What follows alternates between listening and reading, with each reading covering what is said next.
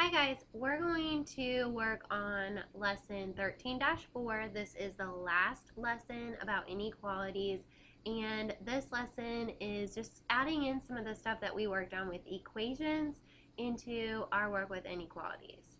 So we are working first with adding in some distributive property into our inequalities.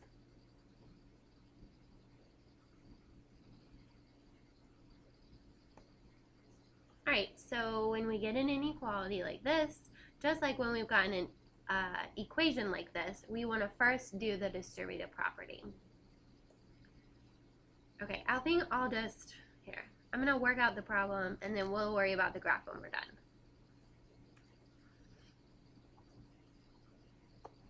Okay, so let's start with distributive property.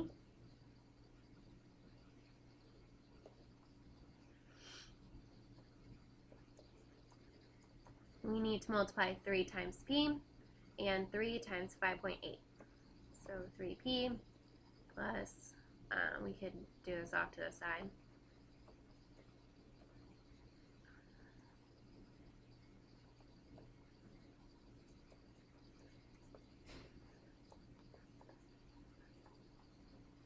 Now we have a two-step inequality just like we were working on in lesson 3.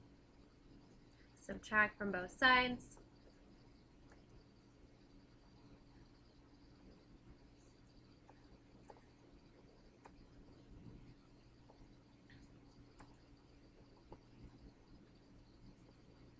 Okay, if we get to this point where we need to multiply or divide on both sides, keep in mind that if we divide by a negative value, we're going to have to flip the inequality sign.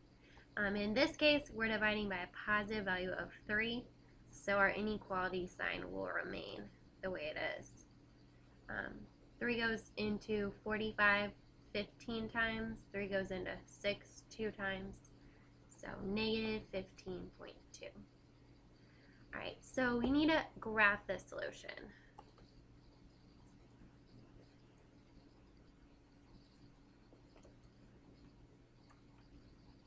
Oops, I thought I would stay.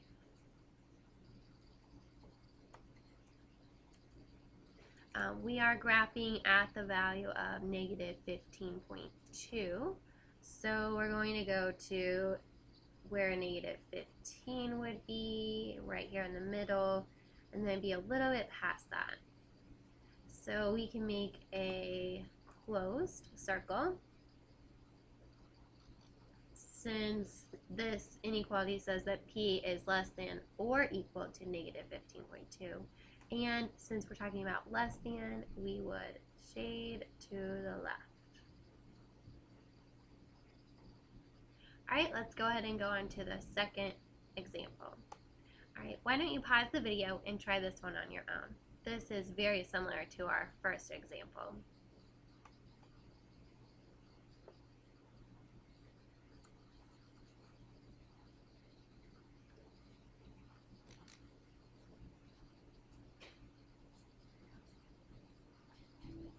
Okay, to solve this problem, we would begin by using the distributive property. So we would do 231 times q, and we would do 231 times 35, which you could do on your scratch work, or this is a good time for a calculator. Save you some time.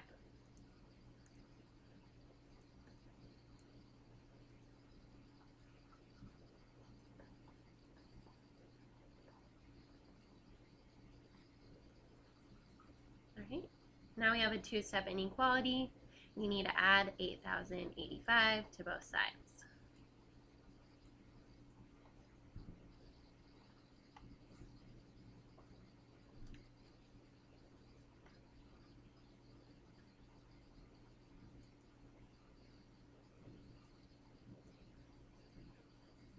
And lastly, we would divide by 231. We're dividing by a positive value, so we don't need to worry about that inequality sign.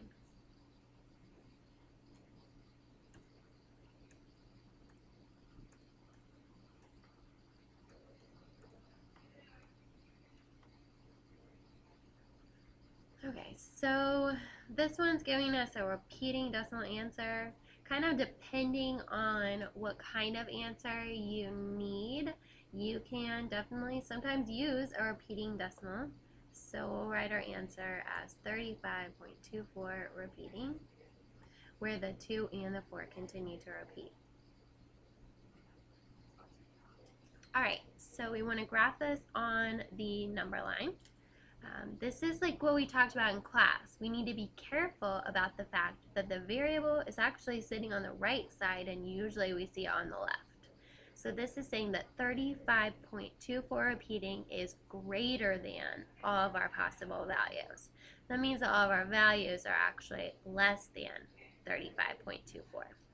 So we want to go to make a mark at about where 35.24 would be closer to the value of 35.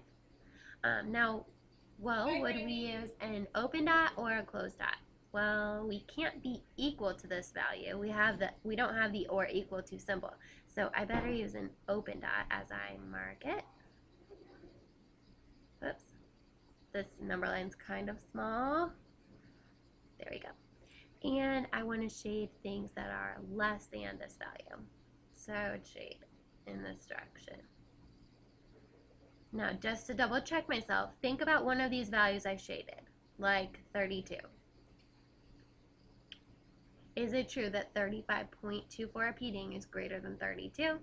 Yeah, so I know it checks, and I know I shaded in the right direction.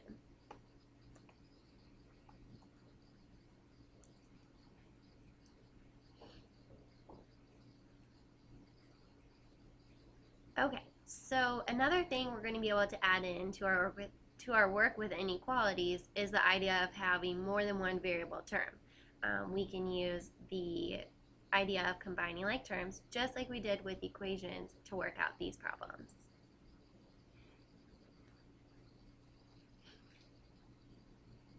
Okay, it says that a farmer harvests 25 bushels of Macintosh apples each day and 18 bushels of Granny Smith apples each day. In how many days will he have more than 100 bushels to sell? So we're having 25 of the Macintosh every day, 18 of the Granny Smith each day, and we want to know how many days will he have more than 100. Okay, so the question is asking how many days. That's our unknown, that's our variable. We know that we want to have more than 100 whenever we're finished. So we're going to collect 25 Macintosh each day. And we're going to collect 18 Granny Smith each day. And we want all this to total more than 100.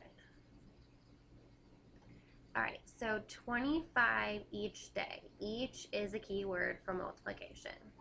So we need to do 25 times the number of days. We don't know the number of days, so we could use 25D. And tells us we're adding 18 Granny Smith each day. Again, we don't know the number of days. So 18 times however many days we have. And we want this total to be more than 100. Our symbol for more than is the greater than symbol. All right, so we can combine like terms. 25 plus 18. Oops.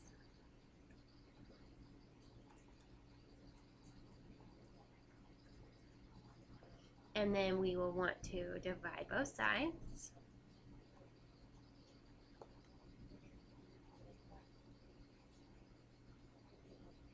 So the number of days must be greater than, well, 100 divided by 43.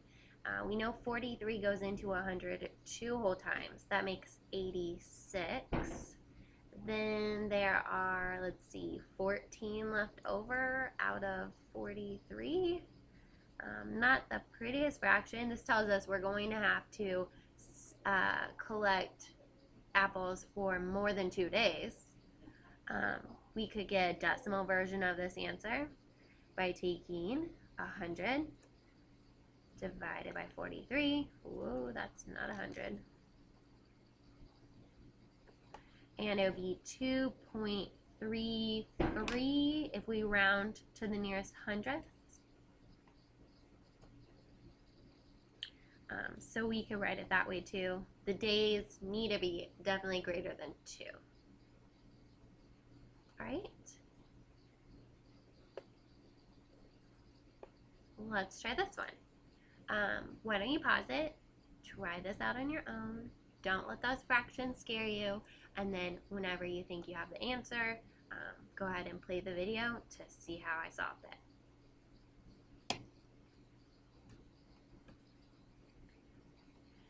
Okay, well, we do have fractions, so we are going to need to deal with them. We can deal with them one of 2 ways. We can get rid of them, or we could just work with the fractions.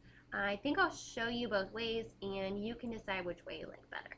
So if we just deal with them, we do have like terms. We have 2 terms with a w variable, so we can combine those terms. So we'd want to be adding 3 2/5 with 1 4/5. I'm just doing some side scratch work here. They do have common denominators, so we can just add it. That's 6/5. And our whole number is added to be 4. Well, 6/5 is like having another whole number with 1 out of the 5 left over. So 5 1/5 W would be less than or equal to 26. Okay, so 5 1/5 is right beside W. That means 5 1/5 times W. We need to do the opposite and divide both sides by 5 1/5.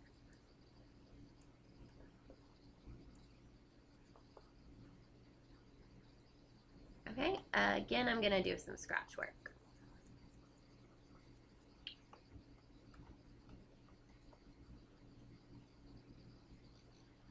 I need to do 26 divided by 5 1/5. Well, let's go ahead and give 26 a denominator, and let's make 5 1/5 improper. 5 times 5 is 25, plus 1 is 26/5. When we are dividing with fractions, we actually multiply by the reciprocal. Ryan's family, please run into the office. So, well, we actually have something that looks kind of familiar. We're trying to multiply by 26 and divide by 26. Those 26 are just going to cancel out to 1. We just get 5. If you do 26 times 5 divided by 1 times 26, or divided by 26, you're going to find that you just get 5. So W is less than or equal to 5. Okay, so let's say you would have preferred to just not do all that fraction work. You can get rid of these fractions just like we did with the equations. Remember that we would multiply by the denominator to get rid of our fractions. Now, when we multiply by a number on an inequality, we do need to consider if we're multiplying by a negative value. Well, our denominator is just a regular positive 5, so we don't really have to worry about it, but that might be something we'd have to worry about in the future. So let's multiply both sides by a positive 5. I'm just going to write it out for now. We would have to multiply every term by 5.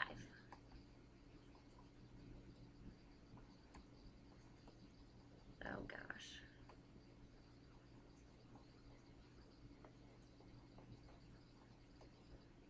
And then 26 times 5, let's see, that'd be 130. Right? 130, 25 times 5. Yeah, that sounds great. Okay, so now the fact that we have mixed numbers makes things a little more complicated.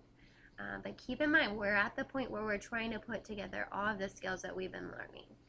When we do 5 times 3 2/5, we have 5 3 times, or I'm sorry, we have 3